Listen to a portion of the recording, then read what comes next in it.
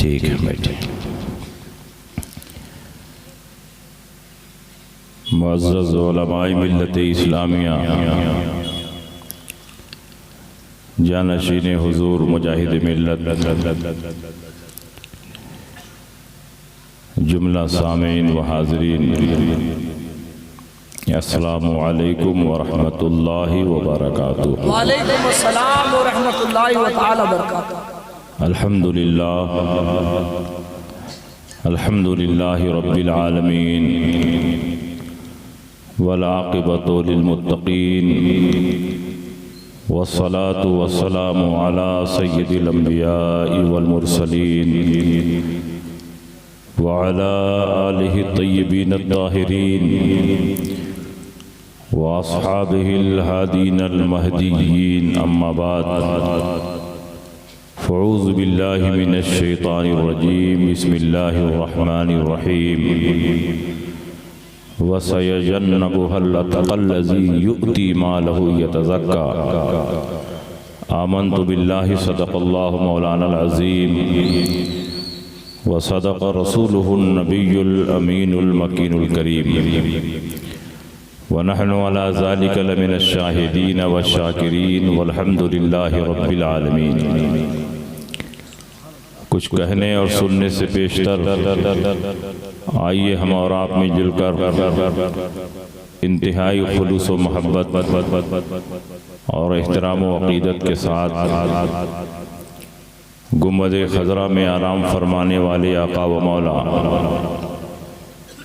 मदनी ताजदार, दोनों आलम के मालिक व मुख्तार, सैयद अबरार व अख़ियार हुज़ूर नबी अकरम नूर मुजस्सम सल्लल्लाहु ताला अलैहि वसल्लम की बारगाह में झूम झूम कर दुरूद शरीफ का नजराना पेश करें और पढ़ें अल्लाहुम्मा सल्लि अला सय्यिदिना व शफ़ीना व हबीबना व मौलाना मुहम्मदिन व बारिक व सल्लिम सलातुम व सलामन अलैका या रसूलल्लाह सल्लल्लाहु ताला अलैहि वसल्लम। हज़रात, आज का ये अज़ीमुश्शान इजलास जिसमें हम और आप हाज़िरी की सआदतें हासिल कर रहे हैं, पूरी कामयाबी के साथ अपनी मंजिल की तरफ रवां दवा है। इशा के बाद से लेकर अब तक ना तो मनक़बत का हसीन सिलसिला आपने समाअत फरमाया। थोड़ी देर के लिए मैं भी हाजिर हूँ, इंशाअल्लाह मेरे बाद फिर ना तो मनक़बत का एक सिलसिला शुरू होगा। आज के इजलास की सबसे अजीम खुसूसियत ये है क्या बात है कि हुजूर मुजाहिद मिल्लत अलैहि रहमत व रिज़वान के फ़ुयूज़ व बरक़ात को तक़सीम करने वाली ज़ात हुजूर हबीब मिल्लत सुभान अल्लाह बज़ाते ख़ुद यहाँ तशरीफ़ फरमा है और इस इजलास की सरपरस्ती फरमा रहे हैं। आपके साहबजादे शहज़ादे हुजूर हबीब मिल्लत हज़रत सैयद हबीब मियाँ साहब ज़ीदा मजदहू भी यहाँ तशरीफ़ फरमा है। इंशाअल्लाह मुस्तक़बिल करीब में उड़ीसा की सरज़मीन पर एक अजीम क़ायद की हैसियत से उनकी जलवागरी होगी। इनको अभी से तैयार रहना चाहिए। आज तो कम फितने हैं, 10-20 साल के बाद और फितने होंगे और इन तमाम फितनों का मुकाबला इन्हीं हजरात को करना है और आपको इनके पीछे पीछे चलना है। क्या बात है, क्या पैगाम है हुजूर सुभान अल्लाह। मुजाहिद मिल्लत के इदारे के अजीम मुफ्ती और मुदर्रिस हज़रत मौलाना मुफ्ती रफ़ीक़ुल्लाह साहब भी तशरीफ़ फरमा हैं और भी दीगर उलमा, शुअरा, हुफ़्फ़ाज़ व क़ुर्रा, इमाम मसाजिद तशरीफ़ फरमा है। नक़ीब इजलास भी पूरी मेहनत और लगन के साथ इस जलसे को कामयाबी से हमकिनार करने और कराने में लगे हुए हैं। ये महीना हज़रत सिद्दीक़ अकबर का महीना है। क्या बात है। इसी महीने में आपका विसाल हुआ और इस्लाम की उन अजीम शख्सियात में जिन्होंने इस्लाम के लिए अपना सब कुछ कुर्बान किया, हज़रत सिद्दीक़ अकबर रज़ी अल्लाह ताला अन्हु की ज़ात सबसे आगे नज़र आती है। हज़रत सिद्दीक़ अकबर रज़ी अल्लाह ताला अन्हु रसूल पाक सय्यद आलम सल्लल्लाहु अलैहि वसल्लम के इतने चहीते, इतने करीब, इतने मोतमद जानिसार और यारे गार थे कि रसूल पाक के जिन फैसलों में बड़े बड़े सहाबा मुतहय्यर थे, वहाँ हज़रत सिद्दीक़ अकबर इत्मीनान व सुकून के साथ पहाड़ की मजबूत चट्टान की तरह अपनी जगह पर खड़े थे। इस्लाम की इशाअत में उन्होंने जो कुर्बानियाँ पेश की हैं वो रहती दुनिया तक फरामोश नहीं की जा सकती। नबी अकरम सल्लल्लाहु अलैहि वसल्लम की रज़ा और खुशनुदी के लिए उन्होंने बहुत से ग़ुलाम खरीदे और आज़ाद किए। 2 मरतबा अपने घर का सारा माल नबी की बारगाह में पेश फरमा दिया और अनगिनत मरतबा उन्होंने खतीर रकम के ज़रिए इस्लाम की और मुसलमानों की मदद फरमाई। इसीलिए रसूल पाक सय्यद आलम सल्लल्लाहु अलैहि वसल्लम ने इरशाद फरमाया, कहाँ जा रहे हैं आप लोग? यही बीमारी है सुन्नियों में, जहाँ तकरीर शुरू हुई कि भागना शुरू हुआ। शायरों की इसमें कोई गलती नहीं, वो तो कहते हैं उलमा की तकरीर सुनो। हमारी कौम इस कदर बिगड़ गई है कि इनको तकरीर अच्छी ही नहीं लगती। हुजूर की बात कीजिए, सहाबा की बात कीजिए, इनको अच्छी नहीं लगेगी, उठ उठ के भागना शुरू कर देंगे। और शायर जब पढ़ेगा तो ऐसा लगेगा कि इनसे बड़ा आशिक रसूल कोई है ही नहीं। सबसे बड़े आशिक रसूल का जिक्र हो रहा है। हज़रत सिद्दीक़ अकबर से बड़ा कोई आशिक। अगर आप सच्चे आशिक रसूल होते तो उनके नाम पर मचल जाते। नबी अकरम सल्लल्लाहु अलैहि वसल्लम ने हज़रत सिद्दीक़ अकबर के बारे में फरमाया, मा नफ़अनी मालो अहदिन क़त्तो मा नफ़अनी मालो अबी बकरिन। किसी के माल ने मुझे इतना नफ़ा न पहुँचाया जितना कि सिद्दीक़ अकबर के माल ने नफ़ा पहुँचाया। आपने इरशाद फरमाया कि मैंने हर एक के एहसान का बदला चुका दिया, लेकिन सिद्दीक़ अकबर के एहसान का बदला परवरदिगार आलम क़यामत में अदा फरमाया।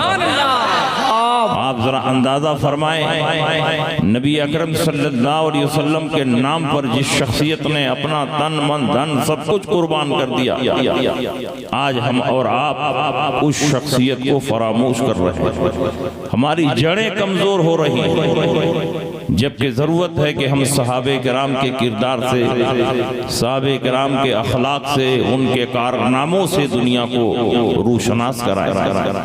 और याद रखिए उसी का नतीजा है कि आज शियत और नीम राफिजियत बड़ी तेजी के साथ बढ़ती चली जा रही है। जब हज़रत सिद्दीक़ अकबर के फ़ज़ाइल और मनाक़िब लोगों को आप बताएंगे नहीं तो हज़रत सिद्दीक़ अकबर की फजीलत बताने के लिए कौन आपके दरमियान आएगा? शिया मुसलसल कोई रात ऐसी नहीं कि जिसमें मौला अली, हज़रत अली की शान में तकरीरें न कर। अब शियों से तो उम्मीद नहीं की जा सकती कि वो सहाबा के फ़ज़ाइल बयान करेंगे, खुलफ़ाए राशिदीन के फ़ज़ाइल बयान करेंगे, लेकिन हम और आप हैं कि खुलफ़ाए राशिदीन का तज़किरा तर्क किए बैठे। नबी अकरम सल्लल्लाहु अलैहि वसल्लम के सारे सहाबा साहिब फजाइल और साहिब कमालात हैं। नबी अकरम सल्लल्लाहु अलैहि वसल्लम को जिस खुश नसीब मुसलमान ने ईमान की हालत में एक लम्हे के लिए भी देख लिया और ईमान पर उसका खात्मा हुआ तो वो सहाबी रसूल है। उसके बारे में अलग से कोई आयत और कोई हदीस वारिद हो कि ना वारिद हो, सिर्फ उसका सहाबी होना ही उसकी फजीलत के लिए काफी है। सुभान अल्लाह। कुरान और हदीस में सहाबा की इतनी फजीलतें हैं कि अगर उन आयतों और हदीसों को बयान किया जाए तो रात खत्म हो जाएगी, बात खत्म नहीं होगी।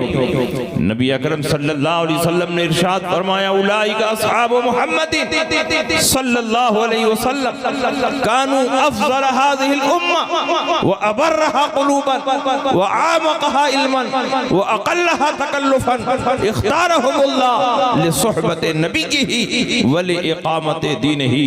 ये मोहम्मद सल्लल्लाहु अलैहि वसल्लम के सहाबा हैं जो इस उम्मत में अंबिया और मुरसलीन के बाद सबसे अफजल हैं और परवरदिगार आलम ने इनके दिलों को निहायत मुत्तकी और परहेजगार बनाया है। इल्म में सबसे ज्यादा इनको गहराई और गहराई अता फरमाई है और दुनिया की ज़ेबो ज़ीनत से ये बहुत दूर है। ये वो मुक़द्दस नफूस कुद्सिया है कि अल्लाह ने इनको अपने हबीब की सोहबत और उनके दीन की नुसरत और हिमायत के लिए मुंतखब फरमाया। इसीलिए अल्लाह के नबी ने फरमाया, ला तसुब्बु अस्हाबी फलौ अन्न अहदकुम अनफक़ मिस्ल उहदिन ज़हबन मा बलग़ मुद्द नसीबहुम मा बलग़ मुद्द अहदिहिम वला नसीबा। तुम सहाबा को बुरा भला न कहो, इसलिए कि अगर तुम उहद पहाड़ के बराबर सोना रब की बारगाह में खर्च करो और मेरा सहाबी एक मुट्ठी दो मुट्ठी जौ रब की बारगाह में खर्च करे तो उनके जौ पर इतना सवाब दिया जाएगा कि तुम्हारे सोने के पहाड़ पर भी उतना सवाब नहीं दिया जाएगा। वाह, नारे तकबीर, नारे रिसालत, फैज़ान आला हज़रत अज़मते सहाबा। और इन सहाबा में सबसे अफजल हजरत अबू बकर सिद्दीक की ज़ात है। अहले सुन्नत का इस बात पर इजमा और इत्तेफाक है और तमाम अहले बैत का इस बात पर इत्तेफाक है कि अंबिया और मुरसलीन के बाद इस कायनात में सबसे अफजल हजरत अबू बकर सिद्दीक और हजरत अबू बकर सिद्दीक इमामत में भी अफजल है, हजरत सिद्दीक अकबर खिलाफत में भी अफजल है और हजरत सिद्दीक अकबर विलायत में भी अफजल है।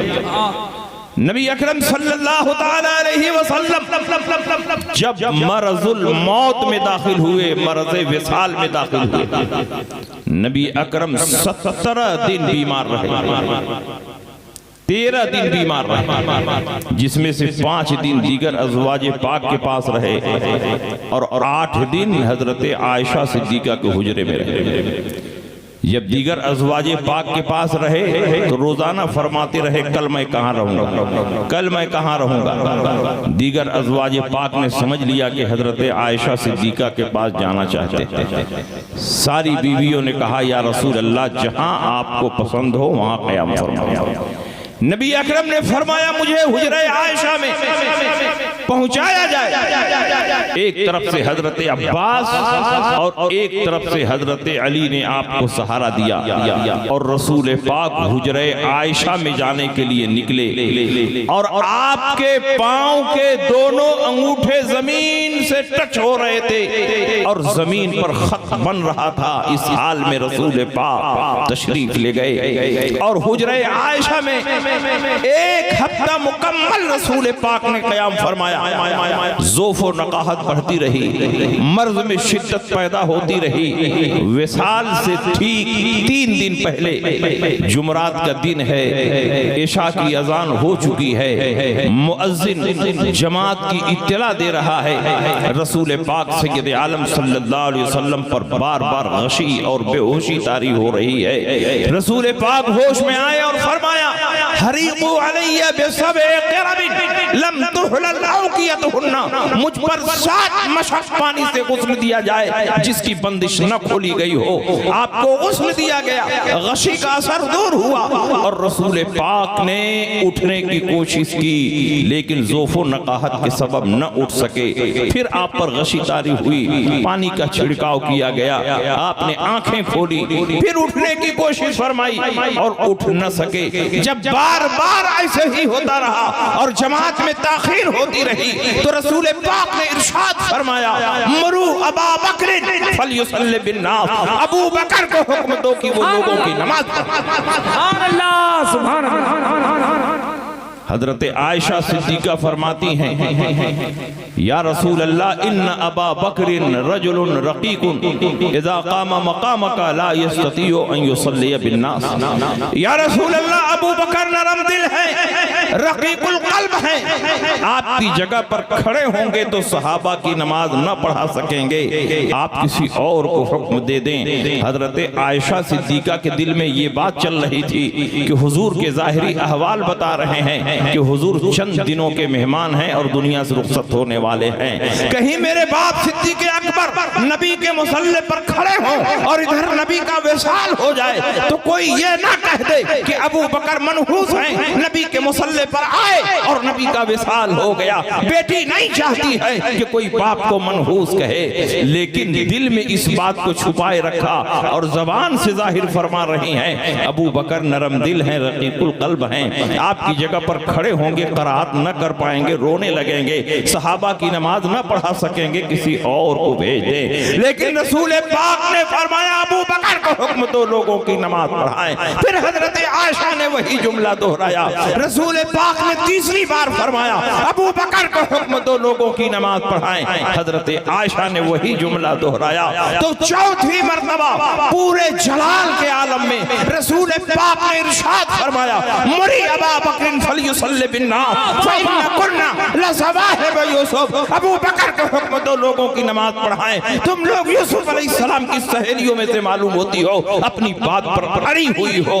हजरत अबू बकर सिद्दीक मुसल्ले पर खड़े हुए और सहाबे किराम की इमामत फरमाई और कुल 17 वक्तों की इमामत हजरत अबू बकर सिद्दीक ने नबी की हयात ज़ाहिरी में फरमाई है। आप खुद जोड़ लीजिए, जुमरात को इशा से इमामत शुरू हो रही है, जुमरात को इशा की नमाज पढ़ाई और जुमा को 5 वक्त की नमाज पढ़ाई जिसमें एक जुमा भी शामिल है, शनीचर को 5 वक्त की नमाज पढ़ाई, अतवार को 5 वक्त की नमाज पढ़ाई और सोमवार को दोशंबा मुबारका को फज्र की नमाज पढ़ाई और ज़वाल के वक्त हुजूर का विसाल हुआ।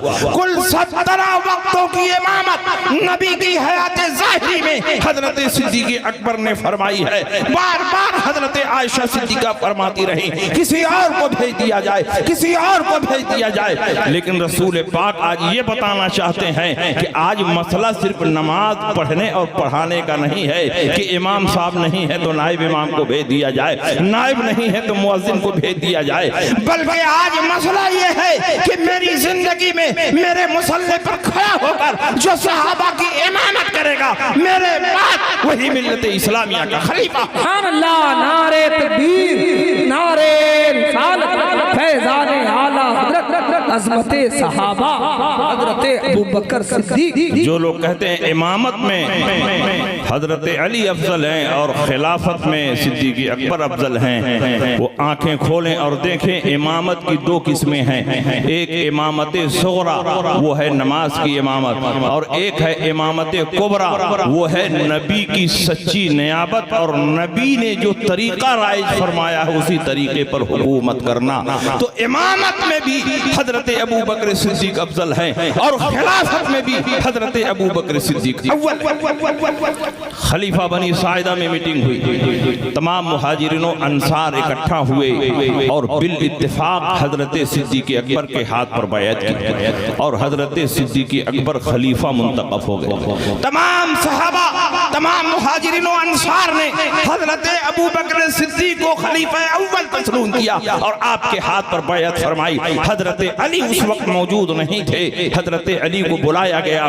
सिद्दीक अकबर ने फरमाया, ऐ अली, आप रसूल पाक के चचाजाद भाई हैं, नबी के दामाद हैं, उनके क़राबतदार हैं, बेशुमार आपके फजाइल हैं, आप उम्मत में इख्तिलाफ पसंद नहीं फरमाएंगे। हजरत अली ने जवाब दिया, क़द्दमका रसूलुल्लाह सल्लल्लाहु अलैहि वसल्लम फमनिल्लज़ी युअख़िरुका, जब रसूल पाक ने आपको आगे कर दिया है तो कौन है जो आपको पीछे कर सकता है। रज़ीना लिदुनियाना बिमन रज़िया बिही रसूलुल्लाह सल्लल्लाहु अलैहि वसल्लम लिदीनिना, हम अपने दीन के लिए, हम अपनी दुनिया के लिए उससे राजी हैं जिससे रसूल पाक हमारे दीन के लिए राजी रहे। हजरत अली ने सिद्दीक अकबर के हाथ पर बैअत कर ली तो हजरत अली ने भी उनको खलीफा अव्वल तस्लीम किया। तो अब सच्चा और पक्का मौलाई वही है जो हजरत अबू बकर सिद्दीक को खलीफे अव्वल माने। सच्चा अली वाला वही है जो हजरत अबू बकर सिद्दीक की अफजलियत को तस्लीम करे और जो सिद्दीक अकबर की अफजलियत को घटाता है वो मौलाई नहीं है बल्कि हजरत अली के रास्ते से भटका हुआ। और याद रखिए, नबी अकरम सल्लल्लाहु ताला अलैहि वसल्लम जब हिजरत फरमाकर मदीना मुनव्वरा तशरीफ ले गए तो सबसे पहले कुबा बस्ती में आपने क़याम फरमाया और वहाँ एक मस्जिद की तामीर फरमाई जिसको मस्जिद कुबा कहते हैं। हजरत सिद्दीक अकबर रजी अल्लाह ताला अन्हु उस सफर में कदम कदम पर आपके साथ रहे। नबी अकरम सल्लल्लाहु ताला अलैहि वसल्लम ने 4 दिन में ये मस्जिद कंप्लीट फरमा दी। सहाबे किराम पत्थर ढो ढो कर लाते और हुजूर अलैहि सलाम अपने हाथों से दीवार की चुनाई करते। हजरत अम्मार इब्ने यासिर 2-2 पत्थर ढो कर लाते और बाकी सहाबा 1-1 पत्थर ढो कर लाते। किसी सहाबी ने पूछा, सारे सहाबा 1-1 पत्थर ला रहे हैं और तुम 2-2 पत्थर ला रहे हो, उसकी वजह क्या है? तो हजरत अम्मार फरमाते हैं, एक पत्थर अपने हिस्से का ला रहा हूं और एक पत्थर रसूल पाक के हिस्से का। सुभान अल्लाह, सुभान अल्लाह, जिंदाबाद। फिर रसूल पाक वहां से मदीना मुनव्वरा के अंदर इंटर होते हैं और एक लंबा चौड़ा जुलूस निकलता है मुहाजिरों अंसार का और छोटी छोटी बच्चियां नबी के फजाइल में गीत गा रही, अशआर पढ़ रही। नबी अकरम सल्लल्लाहु अलैहि वसल्लम ऊंटनी पर सवार होकर मदीना मुनव्वरा में दाखिल हुए। सहाबे किराम नारा लगा रहे हैं, नबी का इस्तकबाल कर रहे हैं, नबी की मोहब्बत में तराने पढ़े जा रहे हैं। पूरी शानो शौकत के साथ, शाहाना सफ़त और जलाल और फातिहाना कर्रफर के साथ हुजूर अलैहिस्सलाम मदीना मुनव्वरा में दाखिल हुए और अंसारी हजरात की ये ख्वाहिश थी कि हुजूर अलैहिस्सलाम की ऊंटनी हमारे दरवाजे पर बैठ जाए ताकि मेजबानी का शरफ हमें हासिल हो। कई अंसारी आगे बढ़े, हुजूर की ऊंटनी की रस्सी पकड़ने की कोशिश की, लगाम पकड़ने की कोशिश की। रसूल पाक ने फरमाया, मेरी ऊंटनी की रस्सी छोड़ दो, फ़इन्नहा मामूरतुम मिनल्लाह, क्योंकि मेरी ऊंटनी अल्लाह की तरफ से मामूर है कि किसके दरवाजे पर उसे ठहरना है। ऊंटनी चलती रही, मदीने की गलियों में चक्कर लगाती रही और सबसे आखिर में हजरत अबू अय्यूब अंसारी के दरवाजे पर बैठ गई। जब ऊंटनी बैठ गई तो यही इशारा था कि हजरत अबू अय्यूब अंसारी के मकान पर आपका क़याम होगा। आपने इरशाद फरमाया, मेरा सामान उतारा जाए। हजरत अबू अय्यूब आगे बढ़े, नबी का इस्तकबाल किया, वेलकम किया, सामान उतारा गया। 6 माह तक हजरत अबू अय्यूब अंसारी ने हुजूर अलैहिस्सलाम की मेज़बानी फरमाई। 2-4 दिन गुजरने के बाद रसूल पाक ने फरमाया, अबू अय्यूब, तुम्हारे मकान के सामने ये लंबी चौड़ी जमीन किसकी? अगर ये जमीन मिल जाती तो मैं इसी जमीन पर मस्जिद नबवी की तामीर करना चाहता हूं। हजरत अबू अय्यूब अंसारी ने फरमाया, या रसूल अल्लाह, ये 2 यतीम बच्चों की जमीन। उन यतीम बच्चों को बुलाया गया। रसूल पाक ने फरमाया कि अगर तुम लोग ये जमीन बेच दो तो मैं इसी जमीन पर मस्जिद नबवी की तामीर करना चाहता हूँ। उन यतीम बच्चों ने कहा, या रसूल अल्लाह, बेचने की क्या जरूरत है, हमारे पास जो कुछ है वो सब आपका सदका है, आप इसे कबूल फरमा ले। रसूल पाक ने फरमाया, नहीं, तुम लोग यतीम हो, जब तक तुम लोग कीमत नहीं लोगे मैं इस जमीन पर मस्जिद नहीं बनाऊंगा। उन यतीम बच्चों ने कहा, या रसूल अल्लाह, हम दिल से दे रहे हैं कबूल फरमा। रसूल पाक ने फरमाया नहीं, जब तक कीमत नहीं लोगे मैं इस पर मस्जिद नहीं बनाऊंगा। यतीम बच्चों ने सोचा कि हमारी जमीन मस्जिद बनने के शरफ से महरूम हो जाएगी। यतीम बच्चों ने कहा या रसूल अल्लाह, अगर आप कीमत ही देना चाहते हैं तो सिर्फ 10 दीनार कीमत अदा फरमा दे और इस पर मस्जिद की तामीर फरमाए। जब कीमत तय हो गई तो रसूल पाक ने फरमाया अबू बकर आगे बढ़ो और अपनी जेब से इस जमीन की कीमत अदा करो। वो जमीन जिस पर आज मस्जिद नबवी खड़ी है उस जमीन को किसी और ने नहीं खरीदा बल्कि हजरत सिद्दीक अकबर ने खरीदा। लाजवाब नारे तकबीर, नारे रिसालत, फैज़ाने आला, अज़मते सहाबा, अज़मते मुस्तफा। जब जमीन की खरीदारी मुकम्मल हो गई तो संगे बुनियाद का जलसा हुआ। आप भी मस्जिद बनाते हैं तो संगे बुनियाद का जलसा करते हैं। हुजूर हबीबी मिल्लत को बुलाते हैं बुनियाद का पहला पत्थर रखने के लिए। तमाम मुहाजिरीन और अंसार जमा हुए, बुनियाद खोदी गई और रसूल पाक ने अपने मुकद्दस हाथों से बुनियाद का पहला पत्थर रखा और उसके बाद नबी ने फरमाया ऐ अबू बकर एक पत्थर तुम भी लाओ और मेरे पत्थर के बगल में रख।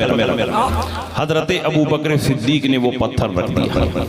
हजरत उमर से फरमाया उमर एक पत्थर तुम भी लेकर आओ और अबू बकर के बगल में पत्थर रख दो। हजरत उमर ने भी रख दिया। हजरत उस्मान गनी से फरमाया ऐ उस्मान एक पत्थर तुम भी लेकर आओ और हजरत उमर के बगल में रख दो तो उन्होंने भी रख दिया। अब नबी के पत्थर रखने के बाद सबसे पहला पत्थर अबू बकर ने रखा, दूसरा पत्थर उमर ने रखा, तीसरा पत्थर उस्मान गनी ने रखा। ये तरतीब बता रही है कि नबी के बाद पहला खलीफा अबू बकर सिद्दीक होंगे, दूसरा खलीफा उमर इब्ने खत्ताब होंगे और तीसरा खलीफा हजरत उस्मान गनी।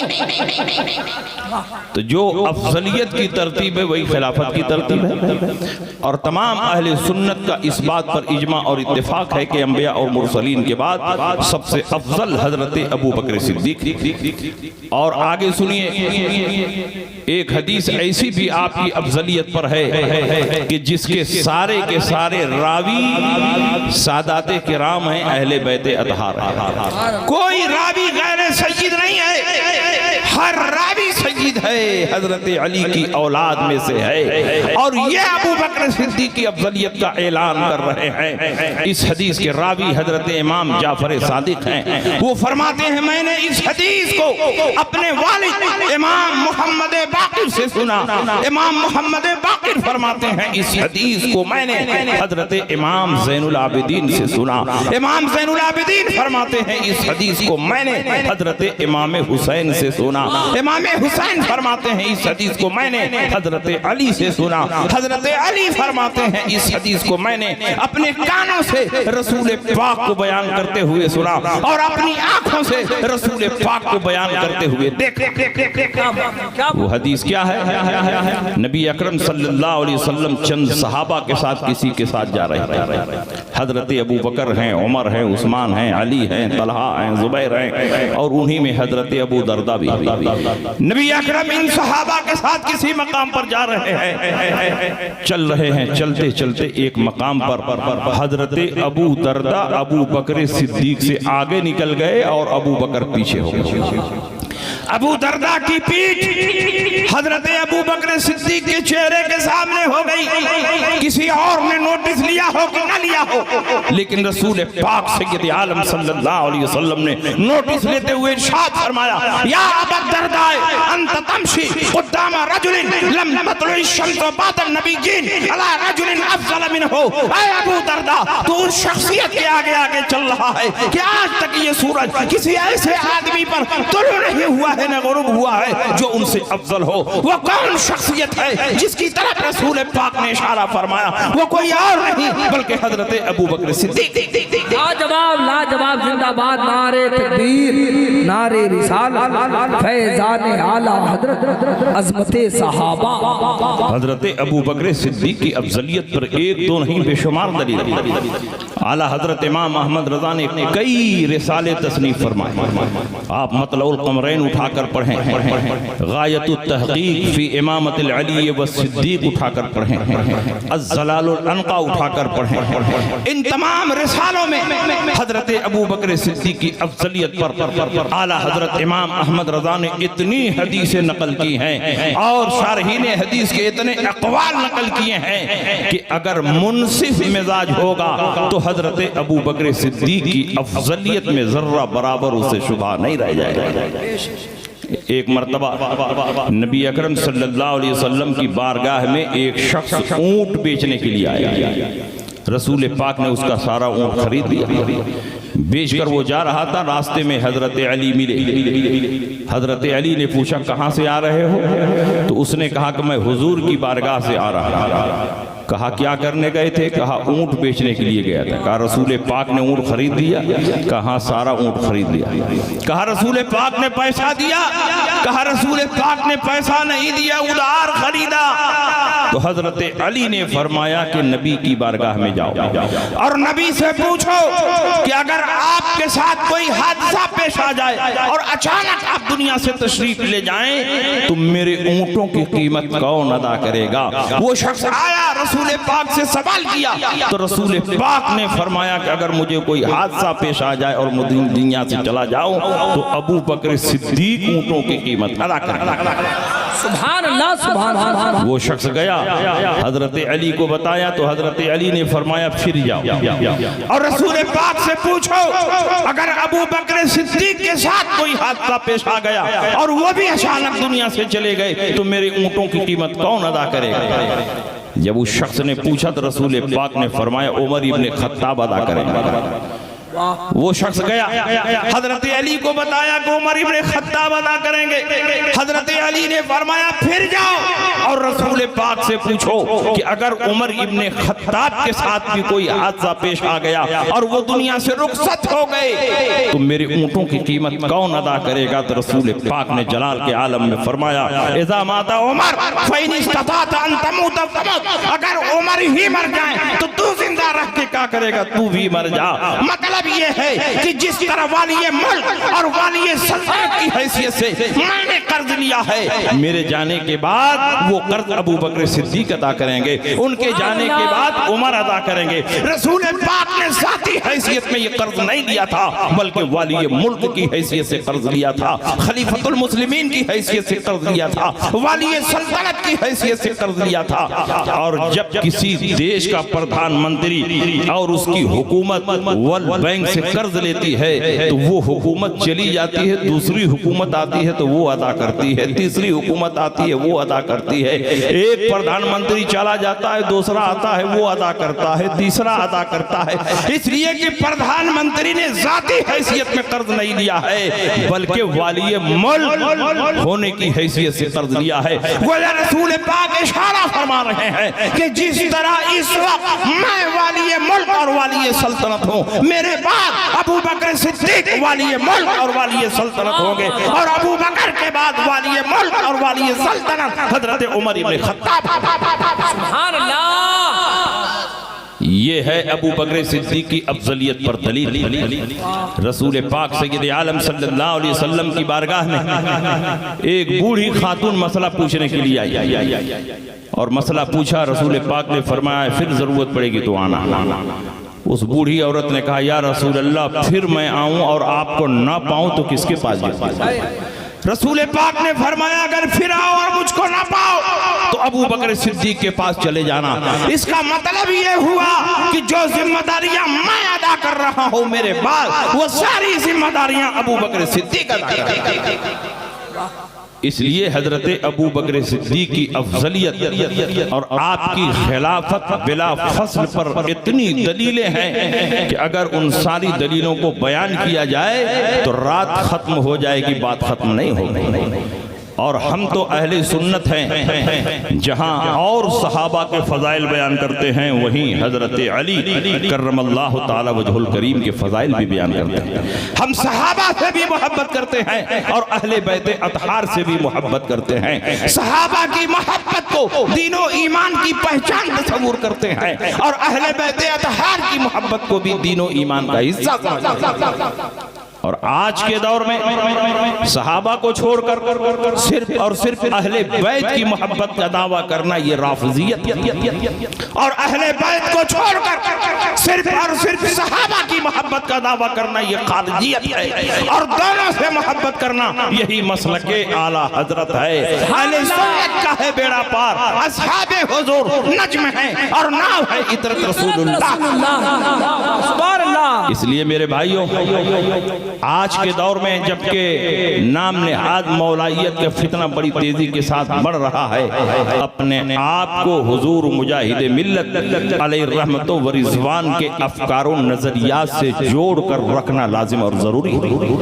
हुजूर मुजाहिद मिल्लत अलैहि रहमतो व रिज़वान ने पूरी जिंदगी मसलके आला हजरत की तरवीज व इरशाद फरमाई है। एक दो नहीं, सैकड़ों मुनाजरों में वहाबियों देवबंदियों को धूल चटा कर रख दिया है। और जिस मुनाजरे में आप शरीक होते, सिर्फ सदर की हैसियत से, सिर्फ अलामती ओहदा नहीं, बल्कि मुनाजरे अहले सुन्नत की भरपूर इल्मी मदद फरमाते। और जिस सवाल का जवाब उसे मालूम ना होता, हुजूर मुजाहिद मिल्लत अता फरमाते और मुनाजरे के दांव पेश से उसको वाकिफ कराते। और यहाँ तक फरमाते कि अभी इस सवाल का जवाब न दिया जाए, इसको रोक कर रखा जाए, अभी इस सवाल का जवाब दिया जाए, इसका ना दिया जाए। पूरे मुनाजरे को कंट्रोल करने वाली जात का नाम हुजूर मुजाहिद मिल्लत। सुभान अल्लाह, लाजवाब नारे तकबीर, नारे रिसालत, इश्क मोहब्बत, फैजाने सरकार हुजूर मुजाहिद मिल्लत। और याद रखिए, आज के दौर में बेशुमार खानकाहें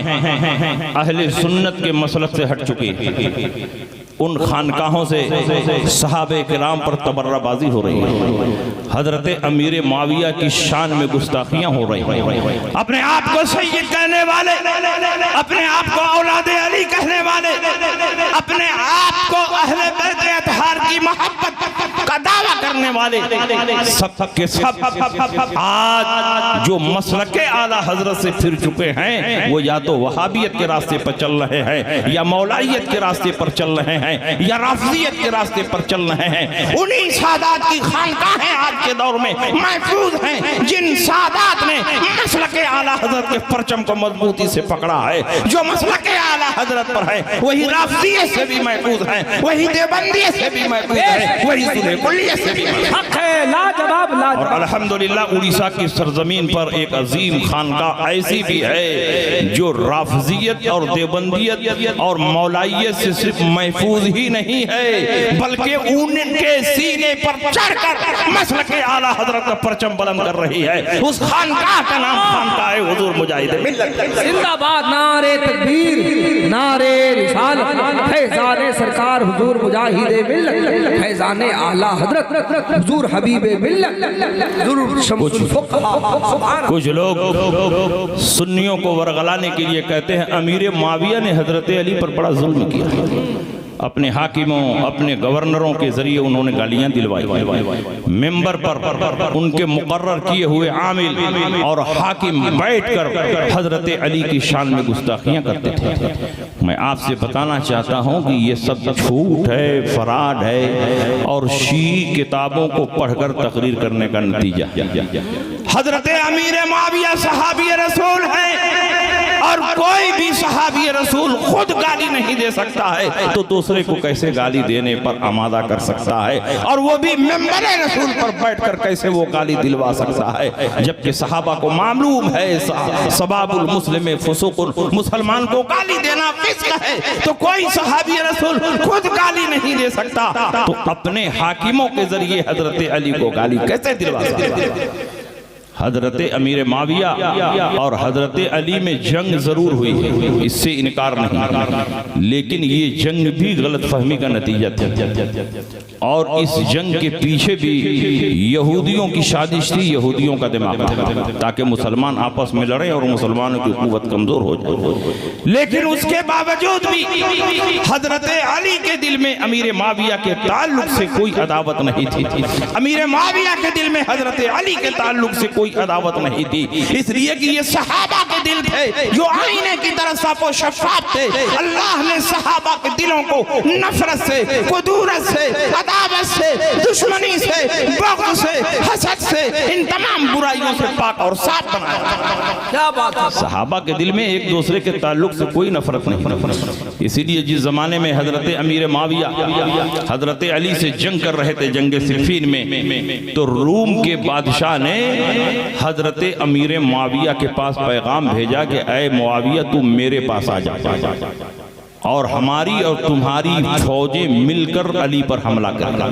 जब दोनों मिलकर हमला करेंगे तो अली का नामो निशान मिट जाएगा, तुम्हारा दुश्मन खत्म हो जाएगा। तो मालूम है कि हजरत अमीर मुआविया ने उस वक्त क्या जवाब दिया था? अमीर मुआविया ने फरमाया था, ओ रूमी कुत्ते, तू हजरत अली पर हमला करने की फिक्र कर रहा है, मंसूबा बंदी कर रहा है, कान खोलकर सुन ले। अगर तूने हजरत अली के लश्कर पर हमला किया तो उनके लश्कर से सबसे पहला सिपाही जो आगे बढ़कर तुम्हारे लश्कर पर हमला करेगा वो कोई और नहीं होगा बल्कि मुआविया इब्न अबी सुफियान। जिंदाबाद जिंदाबाद। ये शान हजरत अमीर मुआविया रजी अल्लाह ताला अन्हु की आप जरा अंदाजा लगाए। तुम कहते हो कि हजरत अमीर मुआविया के दिल में हजरत अली की बड़ी नफरत थी, अदावत थी, जबकि हम ये देखते हैं कि हजरत अली ने जंग सिफ़ीन के बाद जब हजरत अमीर मुआविया के पास खत लिखा तो उसमें लिखा, सलाम के बाद फल हक़्क़ु अन्न रब्बना वाहिद व दीनना वाहिद व दावतना फिल इस्लाम वाहिदा व कलिमतना फिल इस्लाम वाहिदा। सच्चाई ये है कि जो तुम्हारा खुदा है वही हमारा खुदा है, जो तुम्हारा रब है वही हमारा रब है, जो तुम्हारा दीन है वही हमारा दीन है, जो तुम्हारा कलमा है वही हमारा कलमा है, और इस्लाम में जिस बात की तुम दावत देते हो उन्हीं बातों की दावत मैं देता हूं। तुम कहते हो कि अमीर मुआविया मुनाफिक थे, अमीर मुआविया काफिर थे, अमीर मुआविया की सहाबियत साबित नहीं। मेरा चैलेंज है पूरे हिंदुस्तान के नाम निहाद मौलाइयों को, एक भी सहाबी रसूल का बयान दिखा दें जिसने ये कहा हो कि अमीर मुआविया सहाबी नहीं है। 1,24,000 कमोबेश सहाबा थे, लेकिन किसी सहाबी ने हजरत अमीर मुआविया की सहाबियत का इनकार नहीं किया, अली ने सहाबियत का इनकार नहीं किया, इमाम हसन मुज्तबा ने सहाबियत का इनकार नहीं किया, इमाम हुसैन ने सहाबियत का इनकार नहीं किया, हजरत अब्बास ने सहाबियत का इनकार नहीं किया, बल्कि सब ने हजरत अमीर मुआविया की सहाबियत का इकरार। सुभान अल्लाह। हजरत अब्दुल्ला इब्न अब्बास के सामने किसी ने हजरत अमीर मुआविया का जिक्र किया कि वो तो ऐसा कर रहे हैं, तो हजरत अब्दुल्ला इब्न अब्बास ने फरमाया, दअहु फइन्नहु क़द सहिब रसूलुल्लाह सल्लल्लाहु अलैहि वसल्लम। उनकी बात छोड़ो, इसलिए वो रसूल पाक सल्लल्लाहु अलैहि वसल्लम के सहाबी, उनको नबी की सोहबत हासिल है और सहाबी रसूल पर तनकीद नहीं की जाती, सहाबी रसूल पर उंगली नहीं उठाई जाती। और एक मौके पर आपने इरशाद फरमाया, लक़द असाबा फइन्नहु फ़क़ीह। अमीर मुआविया ने जो किया है वो ठीक किया है, इसलिए कि वो फकीह और मुज्तहिद है, और मुज्तहिद को ये हक हासिल है कि अपने इज्तिहाद की रोशनी में जो मसला मुस्तंबत करे उसके ऊपर अमल। तो नबी के घराने वाले अमीर मुआविया को सहाबी मान रहे हैं, नबी के घराने वाले अमीर मुआविया को मुज्तहिद मान रहे हैं, अमीर मुआविया को फकीह मान रहे हैं, और तुम कहते हो कि अमीर मुआविया का ईमान साबित नहीं, वो मुनाफिक थे, अमीर मुआविया की सहाबियत साबित नहीं। सारे सहाबा ने हजरत अमीर मुआविया की सहाबियत को तस्लीम किया है, यहाँ तक कि एक मौके पर किसी आदमी ने हजरत अली की बुराई बयान की तो हजरत अली ने फरमाया कि मुआविया को बुरा भला न कहो, मुआविया तुम्हारे और दुश्मनों के दरमियान ढाल है, जिस दिन मुआविया नहीं होंगे तो तुम्हारी गर्दन कटकर तुम्हारे सीनों पर ऐसे ही लटक रही होगी जैसे फल अपनी शाख पर लटकता रहता है। और ये दोनों बुजुर्ग एक दूसरे से खतो किताबत के जरिए राब्ता भी रखते थे, एक दूसरे से इनका ताल्लुक भी था। यहाँ तक कि जंग सिफ़ीन में हजरत अली के भाई हजरत अकील हजरत अली की बारगाह में आए और कुछ पैसा मांगा। हजरत अली ने फरमाया कि पैसा नहीं है। उन्होंने कहा इजाज़त दें तो मैं मुआविया के पास चला जाता। उन्होंने कहा कि जाना चाहते हो तो जाओ। वो हजरत अमीर मुआविया के पास आए। अमीर मुआविया को इत्तला मिली कि अली के भाई अकील आ रहे हैं, तो अमीर मुआविया ने खड़े होकर उनका इस्तकबाल किया और फरमाया बताइए आप क्यों यहाँ तशरीफ लाए, क्या जरूरत पेश आ गई। उन्होंने अपनी जरूरत पेश की तो हजरत अमीर मुआविया ने आन हालत जंग में 1 लाख दिरहम का नजराना उनके कदमों में निछावर और फरमाया कि जब जरूरत हो आप हमारे पास तशरीफ लाए। और हजरत अमीर मुआविया ने अपने दरबार में ऐलान फरमाया मन अनशा फी मदह अली कमा यलीकु बिही आतैतुहु बिकुल्लि बैतिन अल्फ दीनार। जो हजरत अली की शान में ऐसा शेर कहे जो उनकी शान के लायक हो तो मैं एक एक शेर पर 1-1 हजार दीनार उसको इनाम दूंगा। शायरों ने खूब हजरत अली की शान में अशआर पढ़े और एक एक शेर पर हजरत अमीर मुआविया 1-1 हजार दीनार अता फरमाया। आज आप 1000 रुपया शायरों को नहीं देते, लेकिन उस दौर में सोने का सिक्का हजरत अमीर मुआविया 1000 दीनार अता फरमाते। अगर मोहब्बत न होती तो हजरत अली की शान में मुशायरा करवाते, अपने दरबार में उनकी फजीलत में अशआर पढ़वाते। ये इस बात की दलील है कि अल्लाह ने सहाबा के दिलों को कुदूरत, नफरत, हसद और बग़्ज़ से पाक फरमाया था। जंग होने के बावजूद भी हजरत अमीर मुआविया के दिल में अली की नफरत नहीं थी और हजरत अली के दिल में अमीर मुआविया की कोई नफरत नहीं।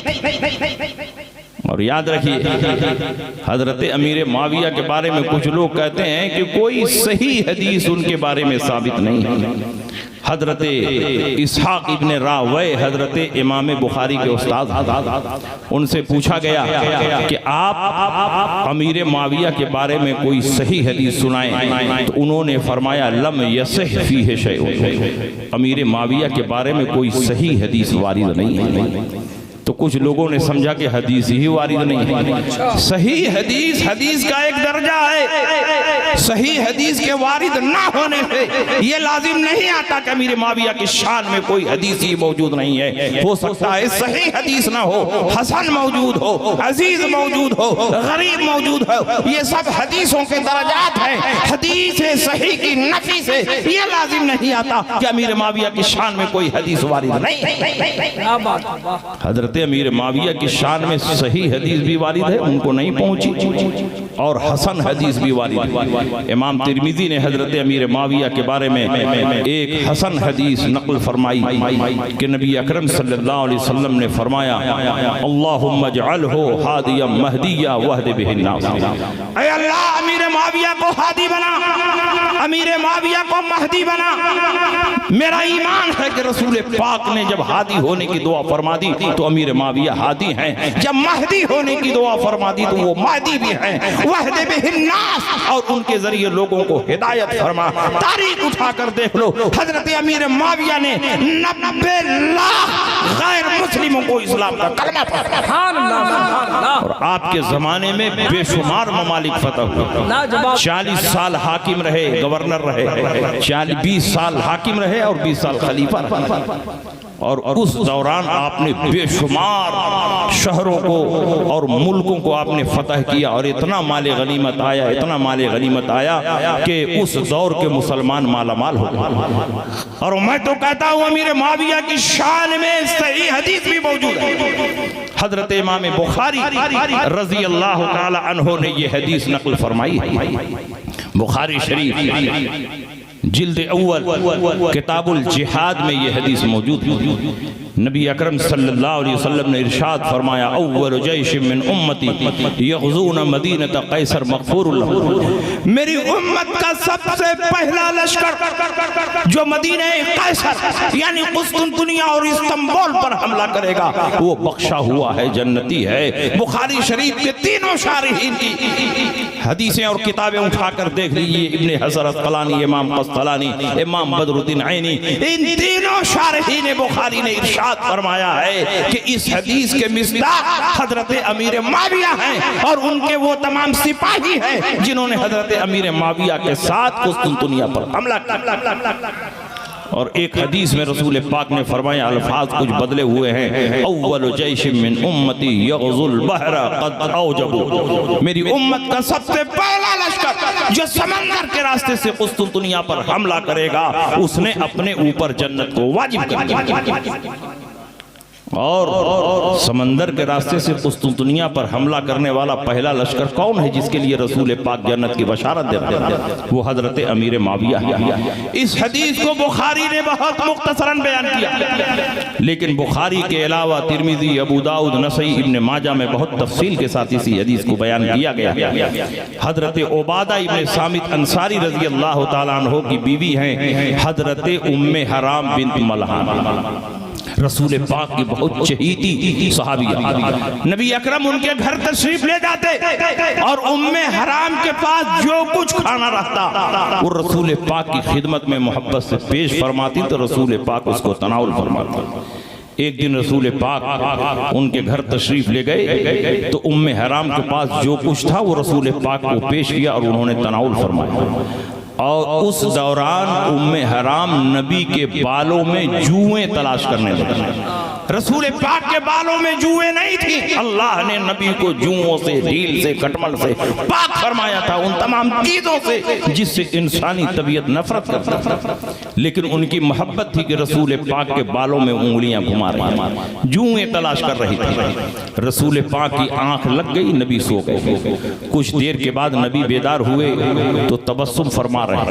उम्मे हराम ने पूछा, या रसूल अल्लाह, तबस्सुम फरमाने की वजह क्या है? तो रसूल पाक ने इरशाद फरमाया, मुझे अभी ख्वाब में दिखाया गया मेरी उम्मत के कुछ गाजी फी सबीलिल्लाह इस सब समंदर में ऐसे ही सवार हैं जैसे बादशाह तख्त पर सवार हो। उन्होंने कहा, या रसूल अल्लाह, मेरे लिए दुआ फरमा दें कि उसमें मेरा भी नाम शामिल हो जाए। रसूल पाक ने फरमाया, अंत मिनहुम, जाओ तुम भी उसमें शामिल हो। फिर रसूल पाक के बालों में जुएं तलाश करने लगी, उंगलियां घुमाने लगी। रसूल पाक की आंख लग गई। कुछ देर के बाद नबी बेदार हुए तो रसूल पाक ने फरमाया, तबस्सुम फरमा रहे थे। उम्मे हराम ने पूछा, या रसूल अल्लाह, तबस्सुम फरमाने की वजह क्या? फरमाया, अभी अभी ख्वाब में मुझको दिखाया गया मेरी उम्मत के कुछ सिपाही इस सब समंदर में ऐसे ही सवार हैं, मेरी उम्मत के कुछ मुजाहिद इस सब समंदर में ऐसे ही सवार हैं जैसे बादशाह तख्त पर सवार होता है, और इन्होंने अपने ऊपर जन्नत को वाजिब कर दिया। उन्होंने कहा, या रसूल अल्लाह, दुआ फरमाते हैं कि मैं इसमें भी शामिल हो जाऊं। रसूल पाक ने गैब की खबर देते हुए फरमाया कि तू दूसरे में नहीं, तू पहले में शामिल है। आप तारीख उठाकर देख लो, सन 32 हिजरी में हजरत उस्मान गनी के दौरे खिलाफत में हजरत अमीर मुआविया ने इस्लाम में सबसे पहला जंगी बेड़ा तैयार फरमाया और उस पर सहाबे किराम सवार होकर कुस्तुनतुनिया के साहिल पर उतरे और कुस्तुनतुनिया पर हमला किया। और उस लश्कर में हजरत उबादा इब्न साबित अंसारी रज़ी अल्लाह तआला अन्हु की ज़ौजा मोहतरमा भी सवार थी और समंदर पार करने के बाद अपने घोड़े पर सवार होकर जा रही थी, अचानक गिर गईं और उनका इंतकाल हो गया। सन 32 में हजरत अमीर मुआविया ने समंदर के रास्ते से कुस्तुनतुनिया पर हमला किया। रसूल पाक ने फरमाया था, जो लश्कर सबसे पहले समंदर के रास्ते से कुस्तुनतुनिया पर हमला करेगा उसने अपने ऊपर जन्नत को वाजिब कर लिया है। वो लश्कर जिसने समंदर के रास्ते से कुस्तुनतुनिया पर सबसे पहले हमला किया उसका कायद और अमीर लश्कर कोई और नहीं, हजरत अमीर मुआविया है। इसलिए इस हदीस में जो जन्नत की बशारत दी गई है उसके मिस्दाक अमीर मुआविया हैं और अमीर मुआविया के तमाम सिपाही। सुभान अल्लाह। और उसके बाद सन 43 में बिस्र इब्ने अबी अरतात ने जब समंदर के रास्ते से कुस्तुनतुनिया पर हमला किया तो उस लश्कर में उम्मे हराम शामिल नहीं थी। नबी की एक एक बात सादिक हुई कि तू पहले लश्कर में शामिल है, दूसरे लश्कर में शामिल नहीं। तो आप अंदाजा लगाओ, इस हदीस से तो साफ साबित हो रहा है कि हजरत अमीर माविया रजी अल्लाह ताला अन्हो के बारे में सही हदीस भी मौजूद है। मैं आपसे पूछना चाहता हूँ, जिस शख्सियत को रसूल पाक ने किताबत वही के लिए मुंतखब फरमाया हो, क्या वो शख्सियत मुनाफिक हो सकती है? क्या उसके दिल में निफाक हो सकता है? रसूल पाक सय्यद आलम सल्लल्लाहु अलैहि वसल्लम किसी गैर मोतमद से अपना खत नहीं लिखवा सकते, तो किताबत वही की जिम्मेदारी कैसे दे सकते हैं? इसलिए रसूल पाक ने जिन 13 सहाबा को किताबत वही के लिए मुंतखब फरमाया था, उनमें से एक नाम हजरत अमीर माविया का है। हजरत अमीर माविया और हजरत ज़ैद इब्न साबित अंसारी रज़ी अल्लाह ताला अन्हु ने सबसे ज्यादा कुरान अज़ीम की किताबत की है और हुजूर के खुतूत की किताबत की है। किताबत वही की जिम्मेदारी सबसे ज्यादा अंजाम देने वाले हजरत अमीर माविया। इसलिए हजरत अमीर माविया को जो मुनाफिक कहता है वो खुद मुनाफिक है, जो उनको काफिर कहता है वो खुद काफिर है, जो उनको बागी और खाती कहता है वो खुद बागी और खाती है। हजरत अमीर माविया जन्नती, हर सहाबी जन्नती। हजरत अमीर माविया बख्शे हुए हैं।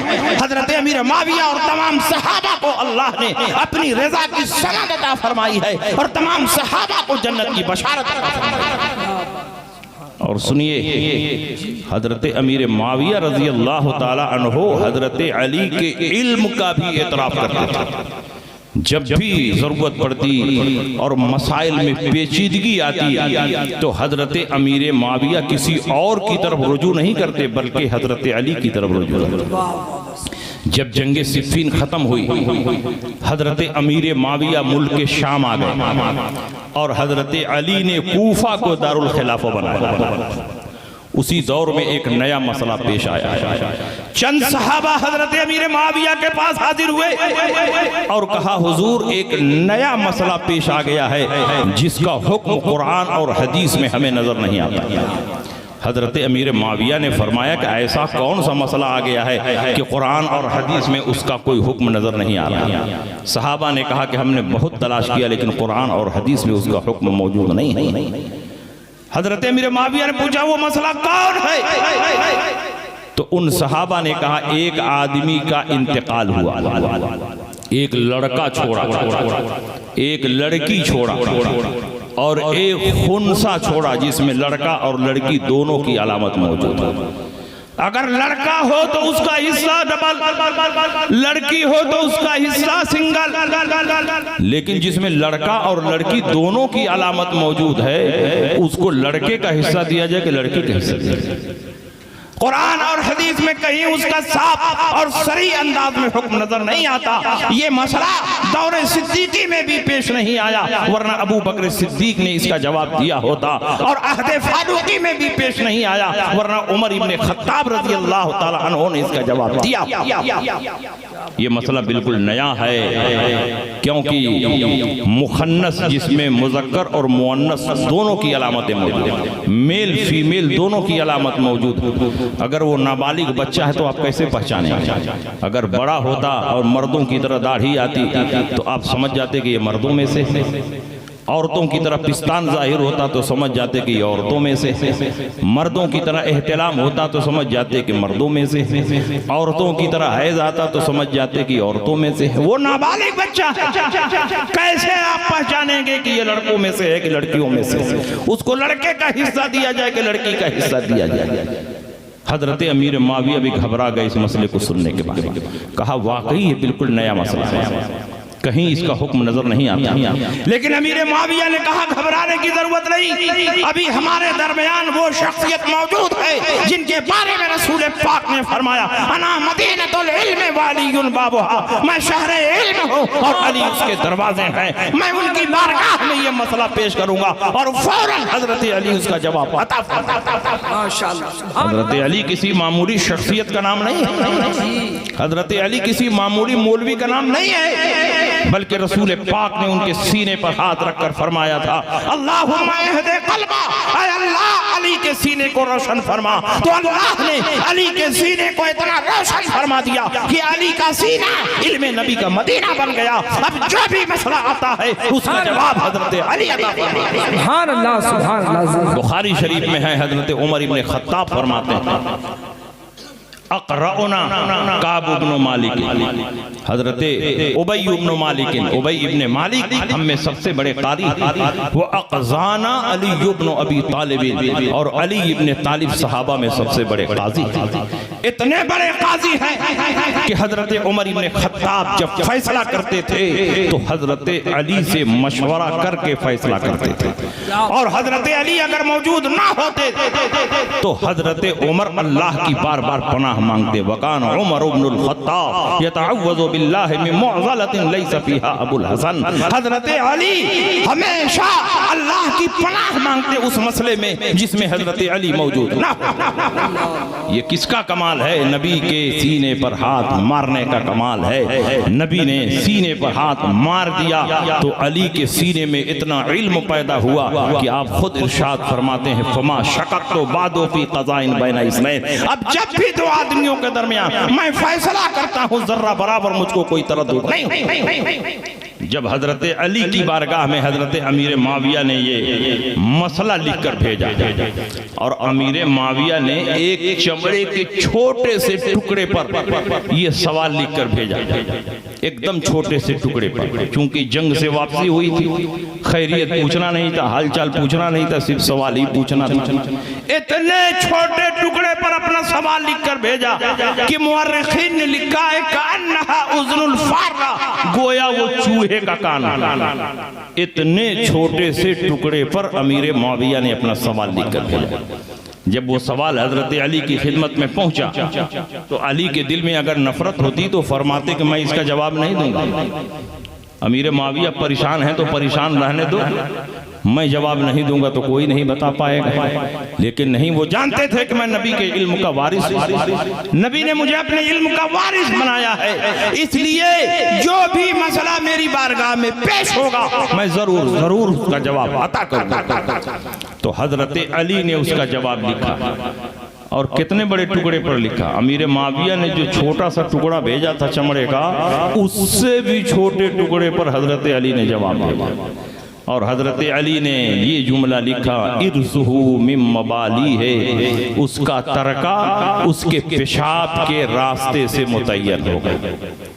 जब ये खत पहुंचा बड़े बड़े सहाबा न समझ पाए। हजरत अमीर माविया ने फरमाया कि अली के फरमान का मतलब ये है कि अगर लड़के के उज़ू से पेशाब कर रहा है तो लड़के का हिस्सा दिया जाएगा, लड़की के उज़ू से पेशाब कर रहा है तो लड़की का हिस्सा दिया जाएगा। किसी और अलामत और निशानी को नहीं देखा जाएगा, सिर्फ ये देखा जाएगा कि लड़के के उज़ू से पेशाब कर रहा है कि लड़की के उज़ू से पेशाब कर रहा है। इर्ज़ुहु मिन मबाली है, उसके तरके का दारो मदार उसके पेशाब के रास्ते पर है। अगर पेशाब के रास्ते पर है, अगर लड़के के रास्ते से पेशाब कर रहा है तो लड़के का हिस्सा, लड़की के रास्ते से पेशाब कर रहा है तो लड़की का। मैं तो कहता हूं कि अगर हजरत अली ने इसका जवाब न दिया होता तो आज कोई मौलवी मौलाना मुफ्ती उसका जवाब नहीं बता पाता। लेकिन अली का एहसान अजीम है कि इस पेचीदा मसले को हजरत अली ने हल फरमाया, और इस किस्म के एक दो नहीं बेशुमार मसाइल को हजरत अली ने हल फरमाया और दुनिया के इंसानों को हैरत में डाल दिया। जमीन से आसमान की दूरी कितनी है वो अली ने बताया, जमीन से चांद की दूरी कितनी है वो अली ने बताया, जमीन से सूरज की दूरी कितनी है वो अली ने बताया, दुनिया में कितने किस्म के जानवर पाए जाते हैं, कितने अक़साम के हैवानात पाए जाते हैं, ये सब कुछ हजरत अली ने। एक मरतबा आखिरी बात सुन लीजिए, एक आखिरी बात सुनिए। एक शख्स हजरत अली की खिदमत में हाजिर हुआ और उसने पूछा कि हुजूर मैंने मन्नत मानी थी कि मेरा फला काम हो जाएगा तो मैं रब की बारगाह में हाथी के वजन के बराबर गेहूं सदका करूंगा। अब मेरा फला काम हो गया है, मैं चाहता हूं कि हाथी के वजन के बराबर गेहूं सदका करूंगा। तो हजरत अली ने फरमाया कि जब काम हो गया है तो गेहूं सदका कर दो, इसमें परेशानी क्या है? तो उसने कहा कि हुजूर यही तो परेशानी है कि हाथी का वजन कितना होता है ये मालूम नहीं है। बड़े बड़े सहाबा से मैंने पूछा लेकिन किसी ने ये जवाब नहीं दिया कि हाथी का वजन कितना होता है। हजरत अली करमल्लाहु ताला वजहुल करीम आज से 1450 साल पहले जवाब दे रहे हैं। आज तो जगह जगह रोड पर धर्म कांटा लगा हुआ, ट्रक को माल के साथ आप वजन कर सकते हैं कि ट्रक में कितना माल है और ट्रक का कितना वजन। जगह जगह रोड पर धर्म कांटा बना हुआ है, माल के साथ ट्रक को वजन किया जा सकता है। लेकिन आज से 1450 साल पहले ऐसा कोई मेयार नहीं था, ऐसी कोई कसौटी नहीं थी, ऐसी कोई तराजू नहीं थी कि जिस पर हाथी को वजन किया। हजरत अली ने फरमाया कि इसका जवाब तो बहुत आसान है। तुम हाथी को लेकर दरिया के किनारे जाओ और एक बड़ी कश्ती पर सवार कर दो। हाथी के बोझ से कश्ती पानी में दबेगी। दबते दबते जब कश्ती ठहर जाए तो नीचे देखो कि पानी की सतह कहां तक पहुंची है, वहां निशान लगा दो। उसके बाद हाथी को उतार लो और उसी कश्ती में गल्ला भरना शुरू करो। गल्ला भरते रहो, भरते रहो, भरते रहो। गल्ले के बोझ से कश्ती दबती रहेगी, दबती रहेगी, दबती रहेगी। दबते दबते जब उसी निशान पर पहुंच जाए तो समझ जाना कि हाथी के वजन के बराबर गल्ला हो गया। ये ज़हानत व फतानत जहां बड़े बड़े सहाबा का दिमाग नहीं पहुंचता था, वहां हजरत अली का दिमाग पहुंचता था। इसलिए कि रसूल पाक सैयद आलम सल्लल्लाहु अलैहि वसल्लम ने उनको बाबुल इल्म फरमाया था और नबी की